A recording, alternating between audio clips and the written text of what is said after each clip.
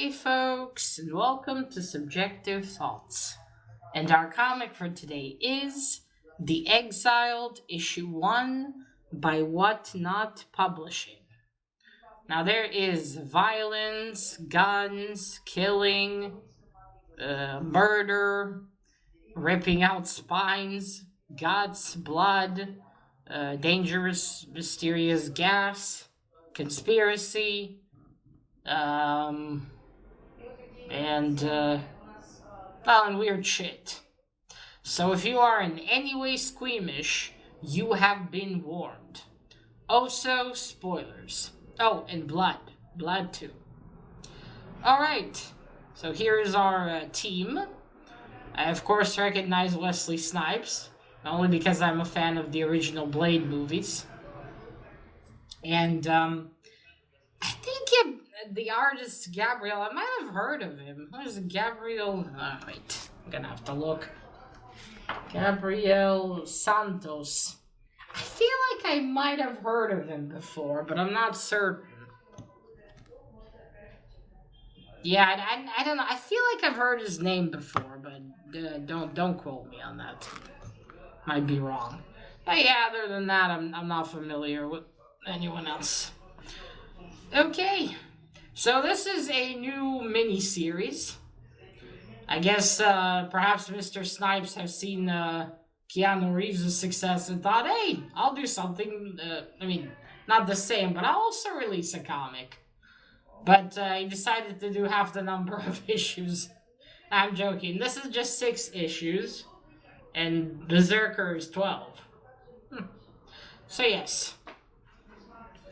Oh, when I saw this, I thought, you know what, I'm gonna get the first one and see how it is. As it looked interesting, we got this detective, I should say. More detective. And hey, I like me some detective stories. I'm not sure what cover, I think this is the regular cover, if anyone's interested. But I don't remember. Alright, let's get to the story. We start our story with 365 days before. Before. So a year ago, we see, the character, I'm pretty sure is supposed to be Wesley Snipes, is called Niles Roach Washington. I'll look later to confirm, but yeah, we'll call him Roach. That's his nickname. So yes, Roach is running down some stairs. He's after this guy who looks very interesting. He has a hood on, a mask, his eyes are red. And he's chasing him down to sort of kind of like a cult, I would say. He's chasing him down the stairs and then up the street because this guy he wants to find this cult and I guess stop them. They're about to perform some ritual.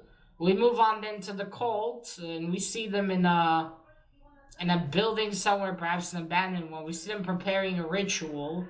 There's a woman naked and chained. She's hanging from the ceiling.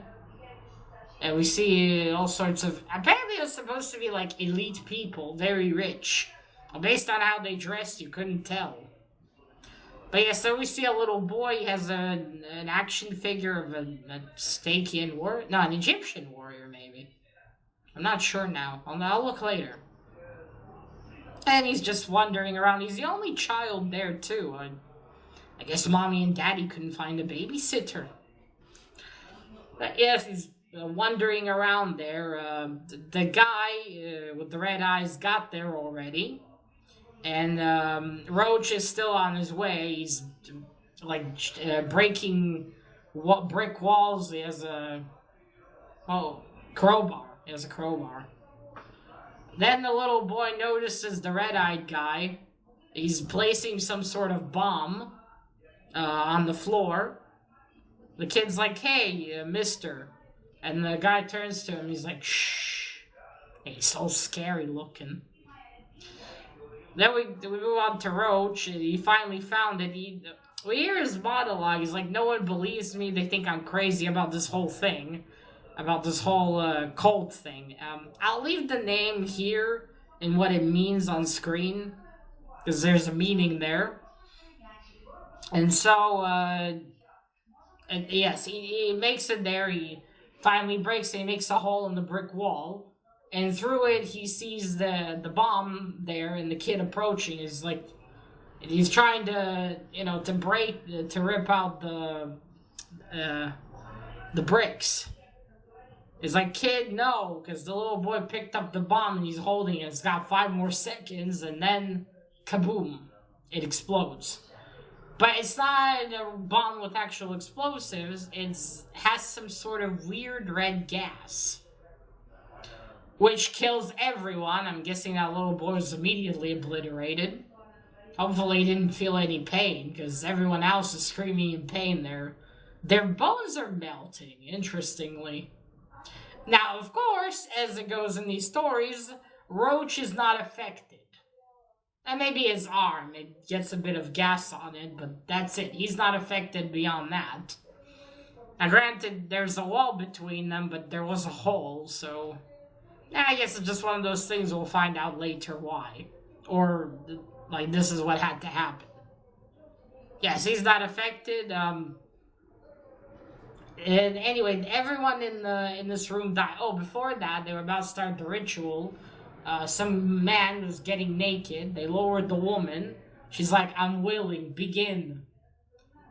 They lower her to the floor, and then 2 people in robes, I think they're 2 guys, they take daggers and cut near her shoulder blades. Or make 2 cuts on her back and she's starting to bleed. I'm not sure what kind of ritual is supposed to be. And then I think that the dude that gets naked is fucking her? At least I assume. Well, we don't get to really see much beyond that, because then the explosion already happens and they're all dead. Then Roach just... I don't know... Is he supposed to be superhuman already? He just bursts through the wall. I mean, I get it, the bricks are loose somewhat, but for fuck's sakes, you want to tell me a man would actually manage to do that?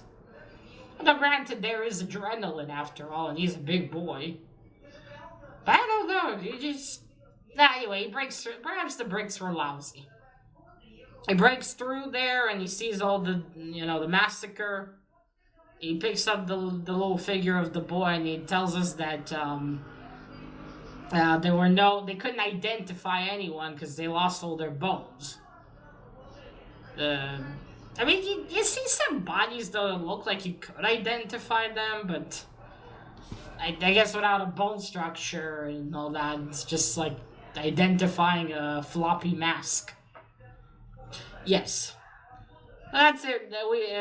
And Roach tells us that, he was the only survivor, but they didn't want to believe him. And then they demoted him, and no, they didn't fire him, but yeah, they demoted him, they exiled him.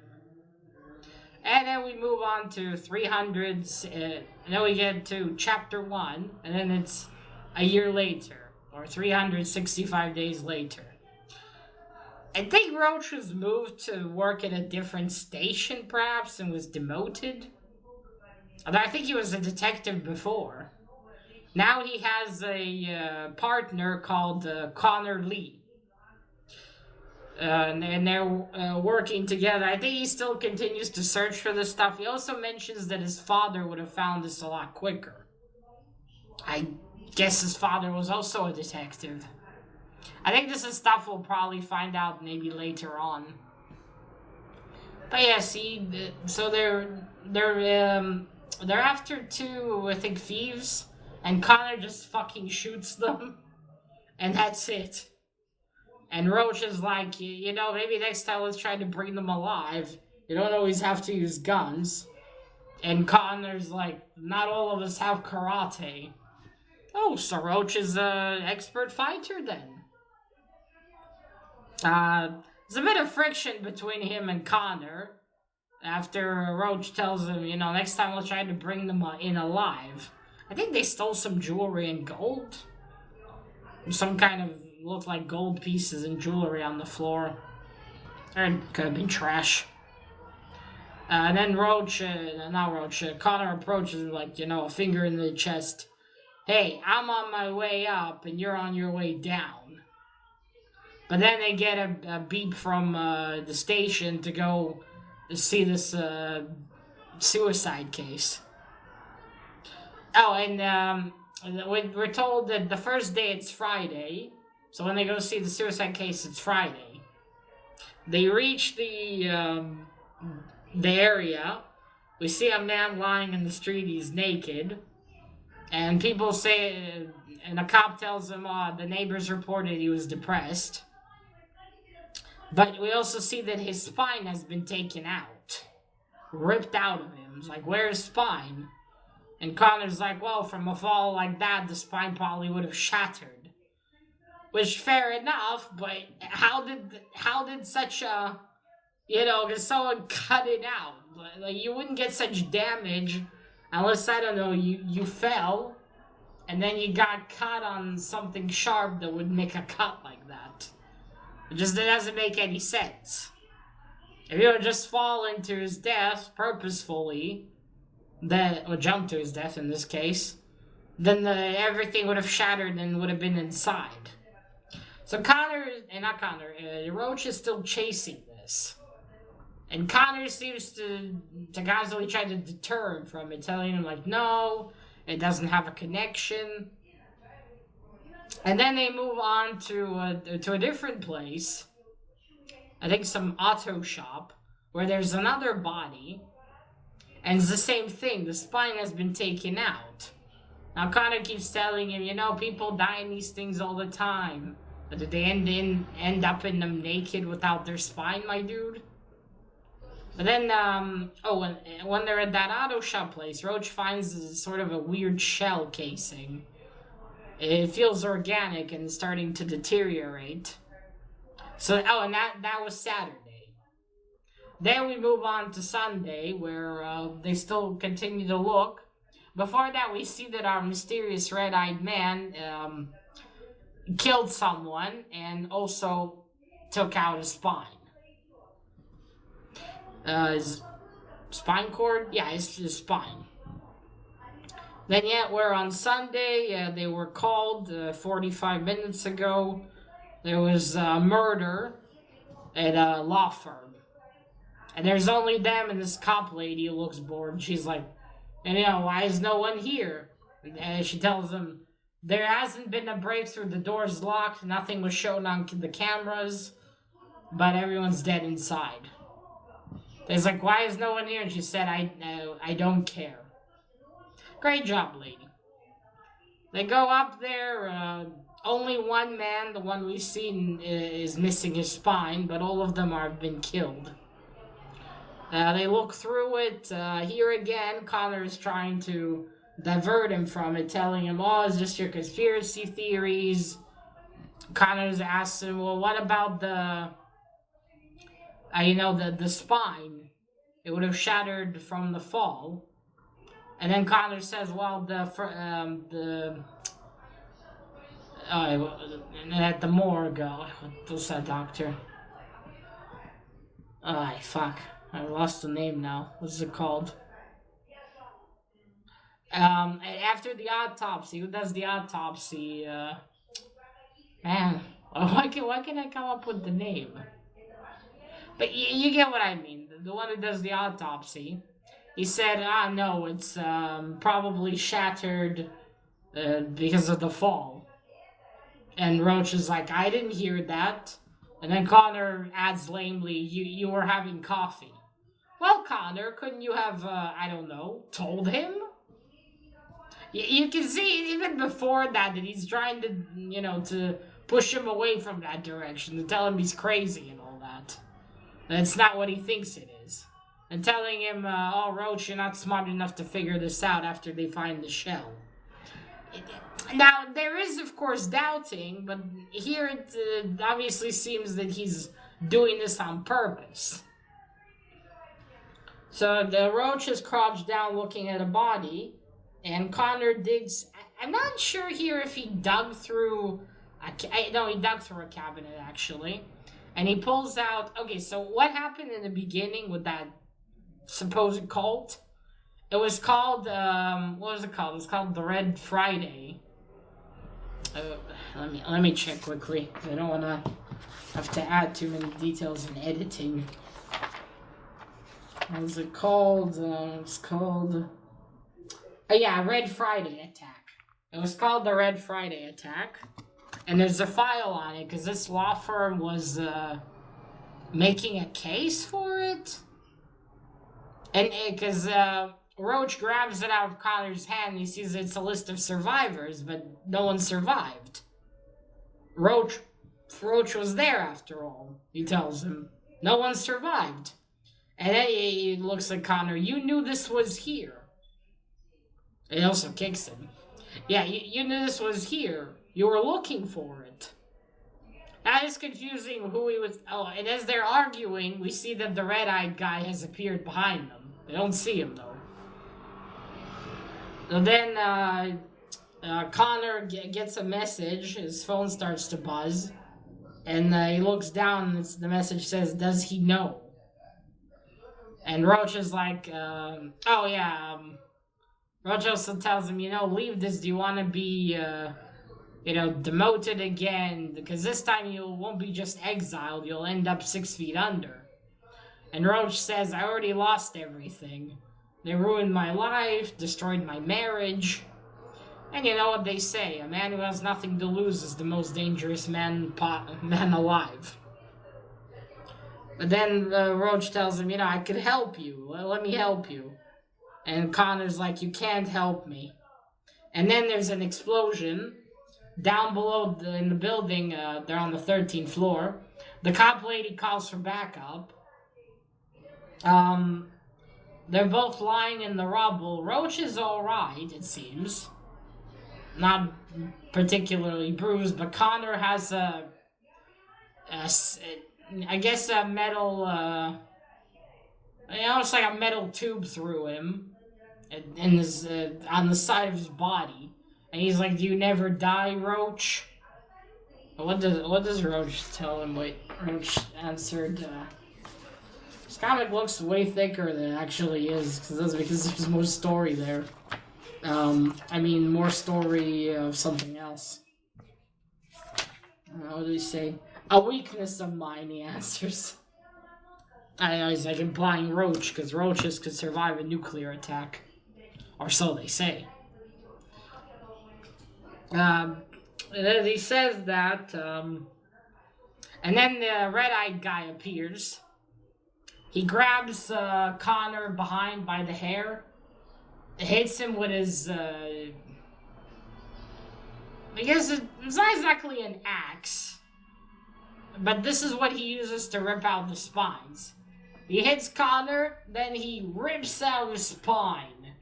Connor's laying there. Oh, I forgot to mention, Connor has this not weird, but almost like a mask, just up to his nose.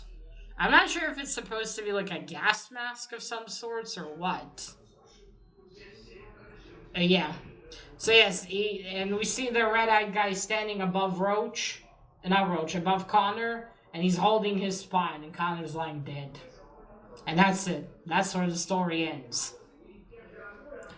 Now, the thing is, I'm not certain what sort of, what time period they're aiming for, because we don't have robots.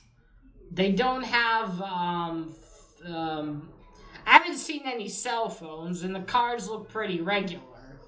I think they have perhaps beepers or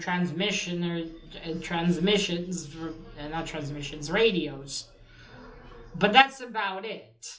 So perhaps this is supposed to be like I don't know, cyberpunk would usually imply like brand new technologies. To some degree, but this doesn't really have it. I don't know, perhaps we'll see that later? I don't know, at least based on the environment, we don't have anything like that. So I'm not entirely certain what time period we're going for here. And how it affects the story.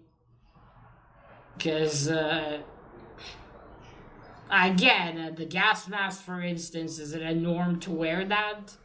Because Roach doesn't wear one, but Connor doesn't take his off. And the other cops aren't wearing one either. So, you see, here, it looks kind of like this, like what he's holding in his hand. So I'm not certain. It's not talked about, so I don't know. Maybe later on we'll see more people with one. But yeah, that's one part I'm not entirely sure what they were aiming for. Would have helped a bit to figure it out here. But yeah, that's about it. That's how the first issue has ended. Let's get to the art. I'll say it's a cool cover. Displays what's happening inside the atmosphere very well, I'll say. Though you don't really see this part on his arm, but that is the arm that was hit by the gas. Weird that just part of it did, but you know, I guess we'll find out later. It does hurt him in the beginning of the story, I mean the year afterwards. So perhaps it's been bugging him for a while. Right, so since this is new, I can't show you much, just the first few pages. You see, there we go. The art style is good. Mostly on the clear part, you can easily tell what the hell's going on here. Which after a recent comic I read is a nice change. You see, there he is. There's Roach.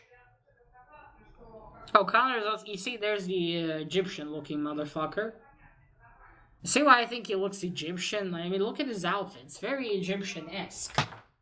Like, old Egyptian-esque.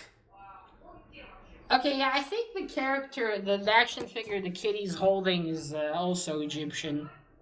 Oh, wait, do you see? It's okay. You don't really see her naked.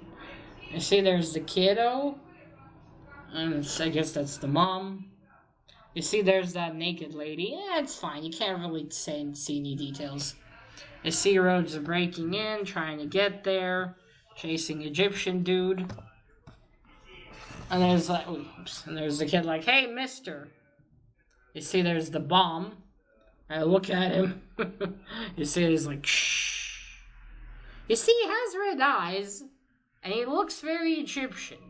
I mean, in the garments. He's bare-chested, he's got this thing around his shoulders, bandages. That's the art style. Yeah, the art style is good. Good colors. They fit the gritty atmosphere very well. And I do like the design of the Egyptian dude. Alright, so that was the art. The cover's good. And now on to the story.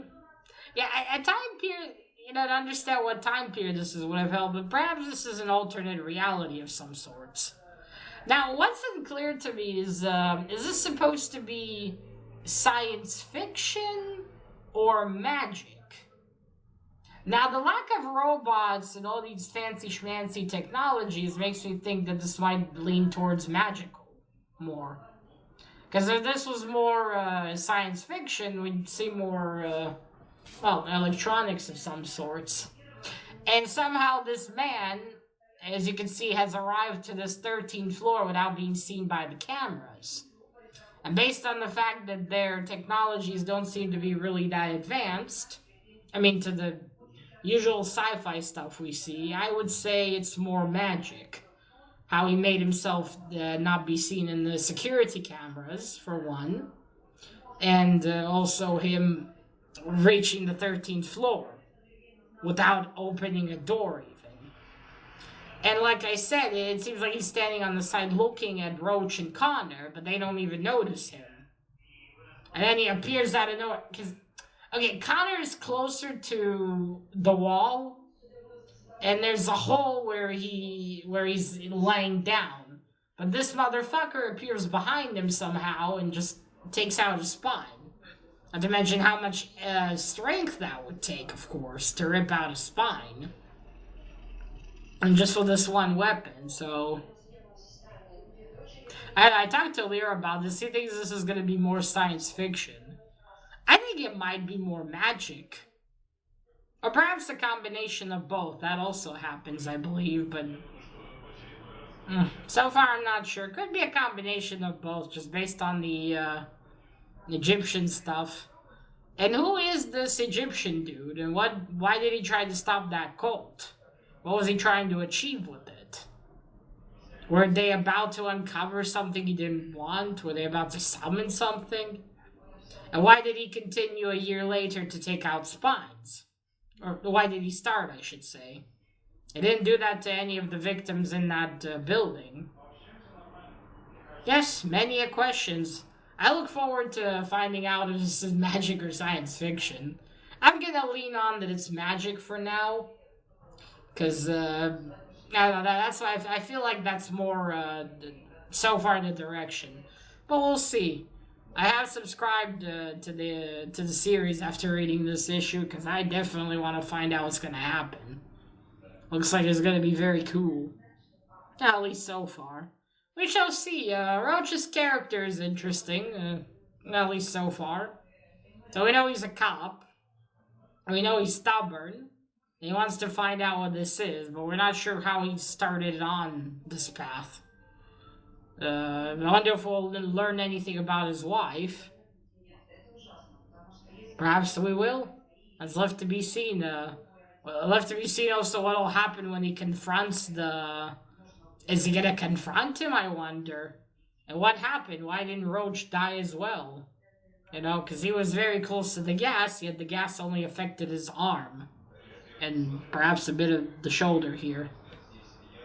So yeah, I mean, obviously it's gonna be either something special about him, or the Egyptian dude maybe decided to spare him, or the gas was directed to work on the specific people. I don't know. Many questions I'd like to have answers for. But so far, a good first issue. You have action, you have some top-notch violence. Which, if you don't like violence, this probably isn't for you. But yeah. But that was it. I really enjoyed this first issue. I could find it on Goodreads, I'd give it a 4. And that's about it. Word about Whatnot Publishing. I don't remember if I've ever heard of them. I think I would have remembered something with 2 hearts like that. I know it's the Top Cow Publishing, but Whatnot Publishing I haven't heard of. I wonder if it's some sort of subsection of a bigger publishing. Or is it like a company of its own? I don't remember who Berserker is. Berserker is by Dynamite, or was it Image? I don't remember. Yeah, it's just interesting with the hearts too. But yeah, anyway, I guess I'll look this up later. So yeah, that was the first issue of The Exiled. If you like violence and detective stories and that kind of shit, I recommend you get this one. I think you'll enjoy it a lot. You know, especially if you like the detective and violence stories. I don't know, I guess if you want to see what Wesley Snipes and the other 2 writers can cook up, also check this out. Well, that's it. But yeah, like I said, if you don't like the depictions of violence, this probably isn't for you. Because we have quite heavy ones. Although I don't see anywhere that it's R-rated, which is interesting. Maybe... there we go. No, well, it's pink here. Yeah, I'm surprised you don't see an R rating on this puppy. Maybe it's inside? I mean, certainly they mentioned something, I think. I don't know. Can't see anything. Oh, well. Oh, and there we go. I said about the cover art. Okay, so it's by the artist that drew the inside. There we go. I think it might be his nickname. Oh, there we go. Again, it shows the variant, but there's no R rating. I mean, maybe that's because everything they publish is very, R-rated. I don't know. Okay. There we have it. Alright, folks, so that is it. Let me know what you thought of this one. Have you picked it up? Have you heard about it? What did you think of the first issue? Did you enjoy it? And that is it. Now remember, collect what you're passionate about and share it on YouTube. Bye!